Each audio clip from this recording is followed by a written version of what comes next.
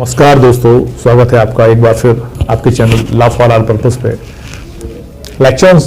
CrPC की series के अंतर्गत पिछले वीडियो में हमने सेक्शन 106 टू 124 देखा, जो संबंधित था परिशांति भंग करने के लिए प्रतिभूति पर आधारित था। आज हम देखेंगे मेंटेनेंस के ऊपर पत्नी, माता पिता और संतान के लिए भरण पोषण संबंधित प्राप्त। तो आइए चलते हैं अपने वीडियो के ऊपर।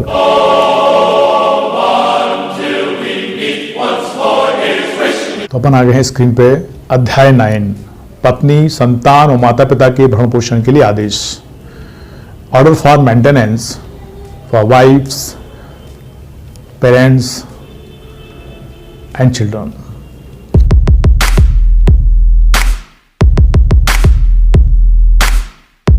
अब सेक्शन 125 देखेंगे, पत्नी, संतान और माता पिता के भरण पोषण के लिए आदेश। क्लॉज नंबर 1, यदि पर्याप्त साधनों वाला कोई व्यक्ति, सबसे पहले कह दिया हमने पर्याप्त साधनों वाला व्यक्ति, जिसके पास साधन पर्याप्त हैं। नंबर 1, अपनी पत्नी का जो अपना भरण पोषण करने में असमर्थ है। पत्नी जो अपना भरण पोषण करने में असमर्थ है, या अपने धर्मज या अधर्मज अवयस्क संतान। धर्मज मतलब जो वैध विवाह से उत्पन्न हुई हैं, अधर्म वो जो वैध विवाह से उत्पन्न हुई हैं, अवैध विवाह से उत्पन्न हुई, वो अधर्मज हो गई हैं। अवयस्क संतान का चाहे विवाहित हो या ना हो, जो अपना भरण पोषण करने में असमर्थ है। इसमें कंडीशन डाली, धर्मज या अधर्मज कोई भी संतान हो सकती है, जो जिनका विवाहित हो या ना हो, जो अपना भरण पोषण करने में असमर्थ हैं वो, या अपने धर्मज या अधर्म संतान का जो विवाहित पुत्री नहीं है ना, जिसने वयस्कता प्राप्त कर ली है, जहां ऐसी संतान किसी शारीरिक या मानसिक असामान्यता क्षति के कारण अपना भरण पोषण करने में असमर्थ है। यहां अगली कंडीशन में कहा, धर्मज या अधर्मज ऐसी संतान जो विवाहित पुत्री नहीं है ना, जिसने वयस्कता प्राप्त कर ली है, लेकिन वो कैसा मेंटली रिटायर्ड है, मानसिक रूप से असामान्य है, पागल है, वो अपना भरण पोषण करने में असमर्थ है, तो वो भी इसमें शामिल हो गया है। डी क्लॉज है, अपने पिता या माता का जो अपना भरण पोषण करने में असमर्थ हैं। माता पिता जो अपना भरण पोषण करने में असमर्थ हैं, उनका भरण पोषण करना पड़ेगा। कौन करेगा? वो व्यक्ति करेगा जो कैसा है, पर्याप्त साधनों वाला व्यक्ति है। भरण पोषण करने में उपेक्षा करता है या भरण पोषण करने से इंकार करता है, तो प्रथम वर्ग मजिस्ट्रेट मतलब जुडिशियल मजिस्ट्रेट फर्स्ट क्लास ऐसी उपेक्षा या इंकार के साबित हो जाने पर ऐसे व्यक्ति को यह निर्देश दे सकता है कि वह अपनी पत्नी या ऐसी संतान, पिता या माता के भरण पोषण के लिए ऐसी मासिक दर पर, जिसे मजिस्ट्रेट ठीक समझे, मासिक भत्ता दे, और उस भत्ते का संदाय ऐसे व्यक्ति को करे जिसको संदाय करने का मजिस्ट्रेट समय समय पर निर्देश देता है। मतलब क्या हो गया? वो जो क्लॉज कह रहा है वो है कि माता पिता, अवयस्क संतान, चाहे वो धर्मज हो या अधर्मज हो, वयस्क संतान विवाहित पुत्री को छोड़ के जो मेंटली रिटायर्ड है, अपना भरण पोषण करने में असमर्थ है, और विवाहित भी है यदि पुत्री, तो यदि वो अपना वो भरण पोषण करने में असमर्थ है तो वो, और माता पिता यदि भरण पोषण करने में असमर्थ है तो वो, और पत्नी यदि भरण पोषण करने में असमर्थ है तो, और समर्थ व्यक्ति है तो वो उसका भरण पोषण करेगा। और यदि उपेक्षा करता है या भरण पोषण करने से इंकार करता है तो जुडिशियल मजिस्ट्रेट फर्स्ट क्लास उपेक्षा इंकार के साबित हो जाने पर निर्देश दे सकता है कि वह अपनी पत्नी या संतान या माता पिता के भरण पोषण के लिए ऐसी राशि, जो पहले 500 थी, बाद में 3000 हो गई थी, लेकिन अब संशोधित होकर के उन्हें जो उस मामले में जो न्यायालय को उचित लगता है उतने भरण पोषण की राशि वो ऑर्डर में कर सकता है, और समय समय पर निर्देश उससे संबंधित वो दे सकता है। 125 का क्लॉज 1 था, उसमें परंतु भी है, यदि मजिस्ट्रेट खंड खा में निर्दिष्ट अवयस्क पुत्री के पिता को निर्देश दे सकता है कि वह उस समय तक ऐसा भत्ता दे जब तक वह वयस्क नहीं हो जाती। यदि मजिस्ट्रेट का समाधान हो जाता है कि ऐसी अवयस्क पुत्री के यदि वह विवाहित हो, पति के पास पर्याप्त साधन नहीं है। मतलब क्लॉज खा में क्या था? धर्म या अधर्म संतान का चाहे विवाहित हो या ना हो, जो अपना भरण पोषण करने में असमर्थ है ना, तो उसी के बारे में लिखा है। परंतु मजिस्ट्रेट खंड खा में निर्दिष्ट अवयस्क पुत्री के पिता को निर्देश दे सकता है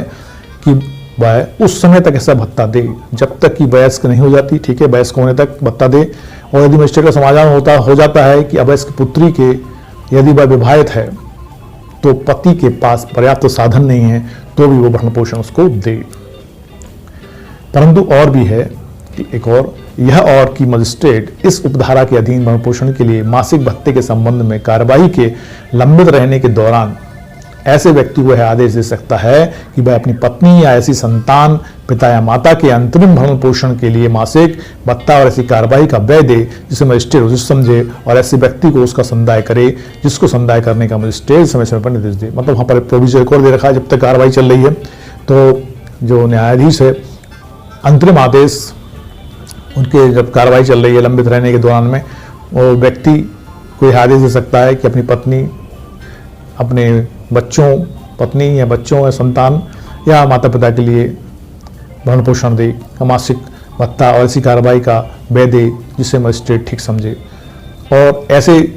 जो राशि है उसको संदाय करने का आदेश मजिस्ट्रेट देगा कि वो किसको संदाय करनी है। वहीं परंतुक है यह भी कि दूसरे परंतुक के अधीन अंतरिम भरण पोषण के लिए मासिक भत्ते और कार्रवाई के व्ययों का कोई आवेदन यथासंभव ऐसे व्यक्ति पर आवेदन की सूचना की तामील की तारीख से 7 दिन के भीतर निपटाया जाएगा। मतलब वहाँ पे उन्हें दूसरा सेकंड परंतुक जो है उसमें कहा जो कि मासिक भत्ता या कोई राशि देय होगी जो मामले के चलने के निपटान तक वो पत्नी या माता पिता या संतान के लिए भरण पोषण की राशि देगा, इस मजिस्ट्रेट ने आदेश दिया है।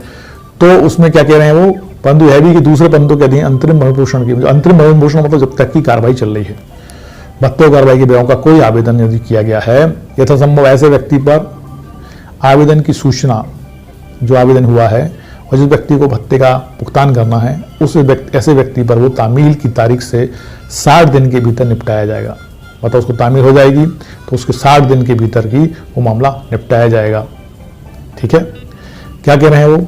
यथासंभव ऐसे व्यक्ति पर आवेदन की सूचना की तामील की तारीख से 60 दिन के भीतर निपटाया जाएगा। ठीक है, तो ये था 125 का क्लॉज 1। वहाँ स्पष्टीकरण भी दे रखा है उनने।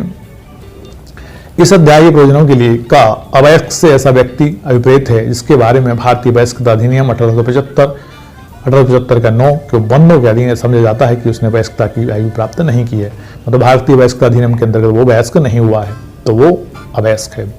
पत्नी के अंतर्गत ऐसी स्त्री भी है जिसके पति ने उसके विवाह विच्छेद कर लिया है या जिसने अपने पति से विवाह विच्छेद कर लिया है और जिसने पुनर्विवाह नहीं किया है। मतलब ऐसी स्त्री है जो पत्नी के बारे में बात कर रहे हैं जिसको पुनर्विवाह नहीं किया हो, चाहे उसने पति से तलाक ले लिया हो, तो पति ने उससे तलाक ले लिया हो और उसने पुनर्विवाह नहीं किया है, तो वो पत्नी भी इसमें भरण पोषण की हकदार होगी। पत्नी के अंदर ऐसी पत्नी की बात हो रही है। सेक्शन 125 का क्लास 2, भरण पोषण या अंतरिम भरण पोषण के लिए ऐसा कोई भत्ता और कार्रवाई के लिए व्यय आदेश की तारीख से या यदि ऐसा आदेश दिया जाता है तो यथास्थिति भरण पोषण या अंतरिम भरण पोषण और कार्रवाई के व्ययों के लिए आवेदन की तारीख से संदेह होंगे। क्लॉज 2 के अंतर्गत वो ये कह रहे हैं कि भरण पोषण या अंतिम भरण पोषण के लिए आवेदन की तारीख से या आदेश की तारीख से वो भत्ते संदेह होंगे। अब क्लॉज 3 की बात करते हैं अपन। यदि कोई व्यक्ति जिसे आदेश दिया गया हो उस आदेश का अनुपालन करने में पर्याप्त कारण के बिना असफल रहता है तो उस आदेश के प्रत्येक भंग के लिए ऐसा कोई मजिस्ट्रेट देय रकम के ऐसी रीति से उद्गृहित किए जाने के लिए वारंट जारी कर सकता है जैसी रीति जुर्माने उद्गृहित करने के लिए उपबंधित है, और उस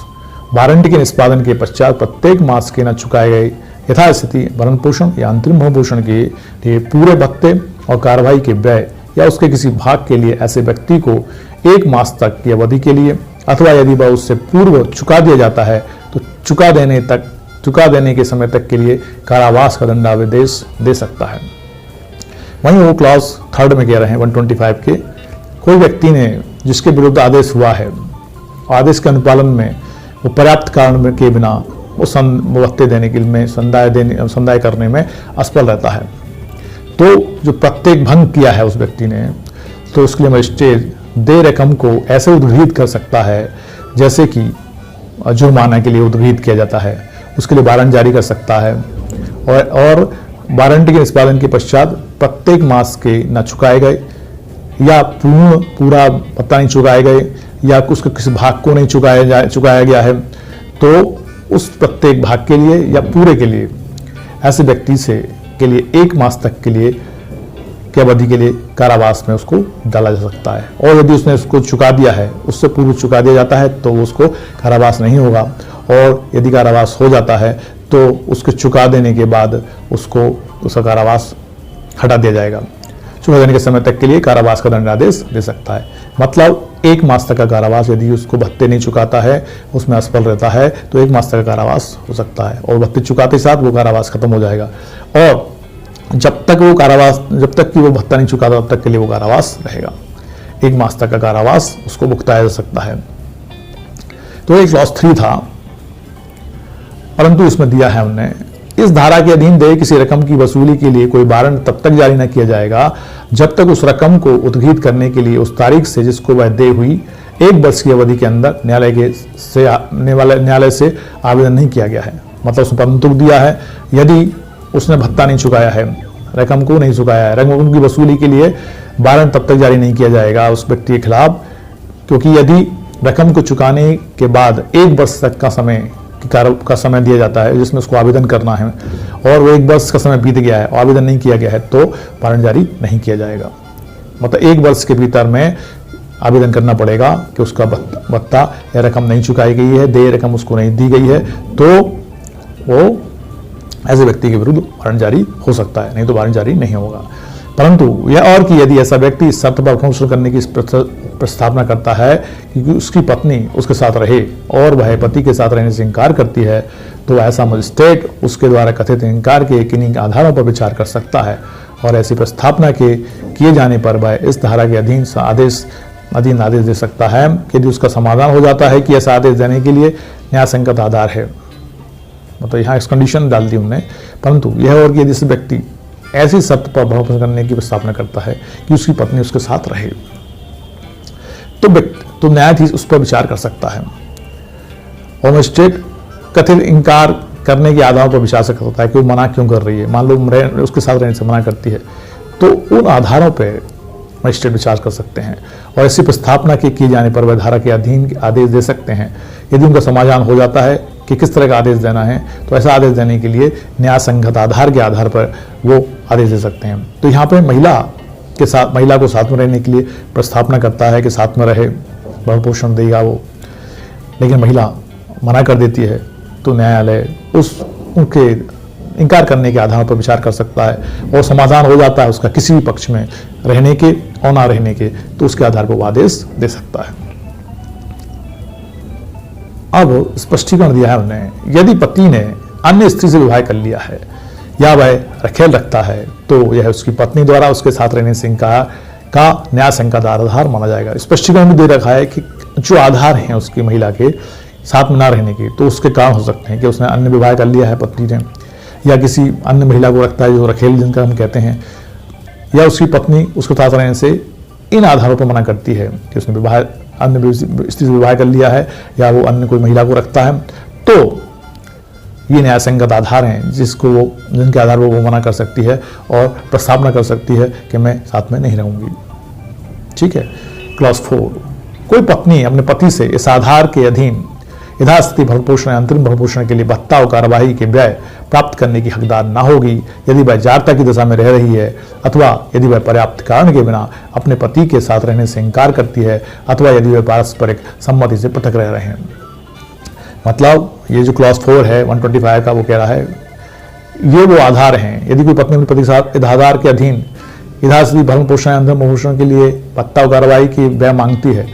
और प्राप्त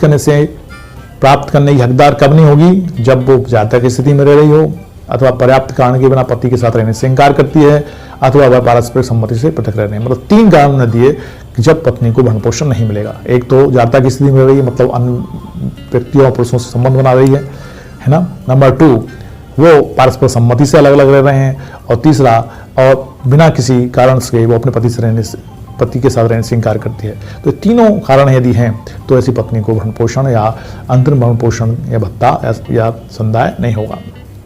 क्लॉज 5 है, यदि मजिस्ट्रेट यह साबित होने पर आदेश को रद्द कर सकता है कि कोई पत्नी जिसके पक्ष में इस धारा के अधीन आदेश दिया गया है जारता की दशा में रह रही है, अथवा पर्याप्त कारण के बिना अपने पति के साथ रहने से इनकार करती है, अथवा वे पारस्परिक सम्मति से पृथक रह रहे हैं। मतलब मजिस्ट्रेट यह साबित होने पर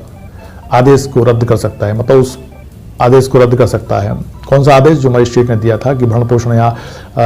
भत्ता संदेह किए जाएं पति को, और उसको पर्याप्त कारण हो जाता है, उसको स्पष्ट हो जाता है, साबित हो जाता है कि पत्नी जारता में रह रही है या पर्याप्त कारण के बिना पति से अलग रह रही है या परस्पर सम्मति से अलग रह रहे हैं, तो ऐसी पत्नी को भरण पोषण के आदेश को जो मजिस्ट्रेट ने दिया था उसको रद्द कर सकता है और वापस ले सकता है। तो ये था सेक्शन 125 जो बताता है कि भरण पोषण के हकदार कौन हैं, उनको किस स्थिति में भरण पोषण मिलेगा और कितना भरण पोषण मिलेगा। सेक्शन 125।